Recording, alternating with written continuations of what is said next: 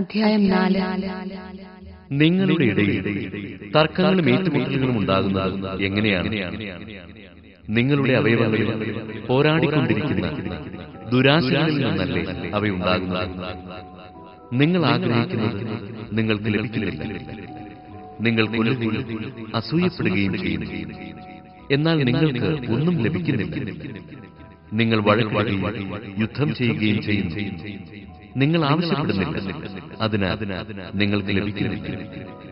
ചോദിച്ചിട്ടും നിങ്ങൾക്ക് ലഭിക്കുന്നില്ലെങ്കിൽ അത് നിങ്ങളുടെ ദുരാശകളെ തൃപ്തിപ്പെടുത്താൻ നിങ്ങൾ തിന്മയായിട്ടുള്ളവ ചോദിക്കുന്നത് കൊണ്ടാണ്. വിശ്വസ്തത പുലർത്താത്തവരെ, ലോകത്തോടുള്ള മൈത്രി ദൈവത്തോടുള്ള ശത്രുതയാണെന്ന് നിങ്ങൾ അറിയുന്നില്ല.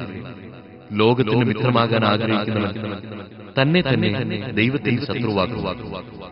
നമ്മിൽ നിക്ഷേപിച്ചിരിക്കുന്ന ആത്മാവിനെ ദൈവം അസൂയയോടെ അഭിലഷിക്കുന്നു എന്ന് തിരുവെഴുത്ത് വൃഥ ആണെന്ന് നിങ്ങൾ വിചാരിക്കുന്നുവോ? അവിടുന്ന് കൃപാവരം ചൊരിയുന്നു. അതുകൊണ്ടാണ് ഇങ്ങനെ എഴുതിയിരിക്കുന്നത്: ദൈവം അഹങ്കാരികളെ എതിർക്കുകയും എളിമയുള്ളവർക്ക് കൃപ കൊടുക്കുകയും ചെയ്യുന്നു.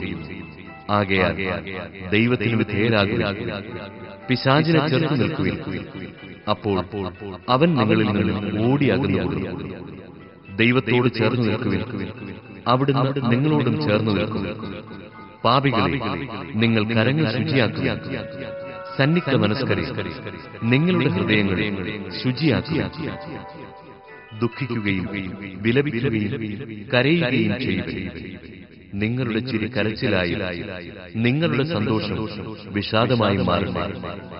കർത്താവിന്റെ സന്നിധിയിൽ താഴ്മയുള്ളവരായിരിക്കും, അവിടുന്ന് നിങ്ങളെ ഉയർത്തി. സഹോദരരെ, നിങ്ങൾ പരസ്പരം എതിർത്ത് സംസാരിക്കരുത്. സഹോദരനെതിരായി സംസാരിക്കുകയോ സഹോദരനെ വിധിക്കുകയോ ചെയ്യുന്നവൻ നിയമത്തിനെതിരായി സംസാരിക്കുകയും നിയമത്തെ വിധിക്കുകയും ചെയ്യും. നിയമത്തെ വിധിക്കുന്നെങ്കിൽ നീ നിയമമനുസരിക്കുന്നവനല്ല, മറിച്ച് അതിന്റെ വിധികർത്താവ്, നിയമദാതാവ്, ന്യായാധിപനുമായി ഒരുവനെയുള്ളൂ.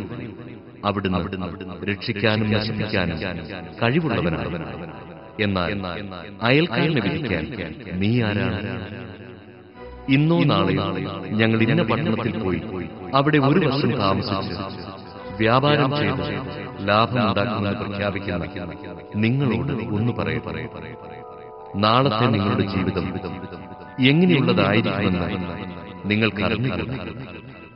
അല്പനേരത്തേക്ക് പ്രത്യക്ഷപ്പെടുകയും അതിനുശേഷം അപ്രത്യക്ഷമാവുകയും ചെയ്യുന്ന മൂടൽ മഞ്ഞാണ് നിങ്ങൾ ഇങ്ങനെയാണ് പറയേണ്ടത്: കർത്താവ് മനസ്സാകുന്നെങ്കിൽ ഞങ്ങൾ ജീവിക്കുകയും യഥായുക്തം പ്രവർത്തിക്കുകയും ചെയ്യും. നിങ്ങളോ ഇപ്പോൾ വ്യർത്ഥഭാഷണത്താൽ ആത്മപ്രശംസ ചെയ്യും. ഇപ്രകാരമുള്ള ആത്മപ്രശംസ തിന്മയാണ്. ചെയ്യേണ്ട നന്മ ഏതാണെന്ന് അറിഞ്ഞിട്ടും അത് ചെയ്യാതിരിക്കുന്നവൻ പാപം ചെയ്യും. അധ്യായം 5. ധനവാന്മാരെ, നിങ്ങൾക്ക് സംഭവിക്കാനിരിക്കുന്ന ദുരിതങ്ങളോ ഉച്ചത്തിൽ നിലവിളിക്കുവിൻ. നിങ്ങളുടെ സമ്പത്ത് ക്ഷയിച്ചു കഴിഞ്ഞിരിക്കുന്നു. നിങ്ങളുടെ വസ്ത്രങ്ങൾ പുഴു അരിച്ചുപോയി. നിങ്ങളുടെ സ്വർണത്തിനും വെള്ളിക്കും കറ പിടിച്ചിരിക്കുന്നു. ആ കറ നിങ്ങൾക്കെതിരായ സാക്ഷ്യമായി തീ പോലെ അത് നിങ്ങളുടെ മാംസത്തെ തിന്നുകളയും.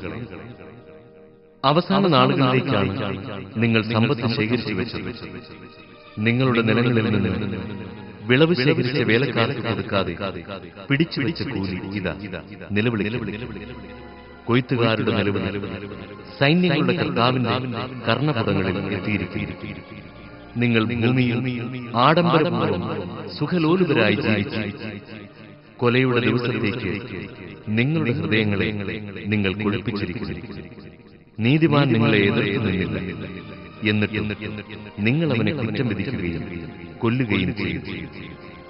സഹോദരരെ, കർത്താവിന്റെ ആഗമനം വരെ ക്ഷമയോടെ കാത്തിരിക്കുന്നു.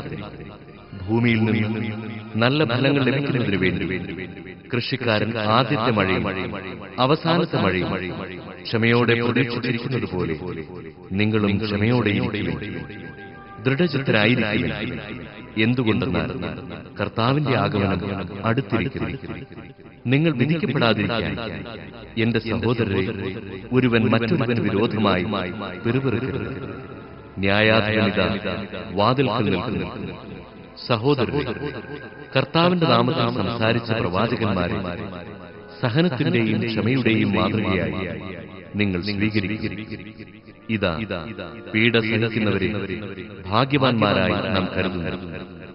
ജോബിന്റെ ദീർഘസഹനത്തെപ്പറ്റി നിങ്ങൾ കേട്ടിട്ടുണ്ടല്ലോ. കർത്താവ് അവസാനം അവനോട് എന്ത് ചെയ്തുവെന്ന്, അവിടുന്ന് എത്രമാത്രം ദയയും കാരുണ്യമുള്ളവനാണെന്ന് നിങ്ങൾക്കറിയാമേ. എന്റെ സഹോദരരെ, സർവോപരി നിങ്ങൾ ആണയിടരുത്. സ്വർഗത്തെക്കൊണ്ടും ഭൂമിയെക്കൊണ്ടും മറ്റൊന്നിനെയും കൊണ്ടും അരുത്. ശിക്ഷാവിധിയിൽ വീഴാതിരിക്കാൻ നിങ്ങൾ അതേ എന്ന് പറയുമ്പോൾ അതേ എന്നും, അല്ല എന്ന് പറയുമ്പോൾ അല്ല എന്നുമായിരിക്കട്ടെ. നിങ്ങളുടെ ഇടയിൽ ദുരിതമനുഭവിക്കുന്നവൻ പ്രാർത്ഥിക്കട്ടെ.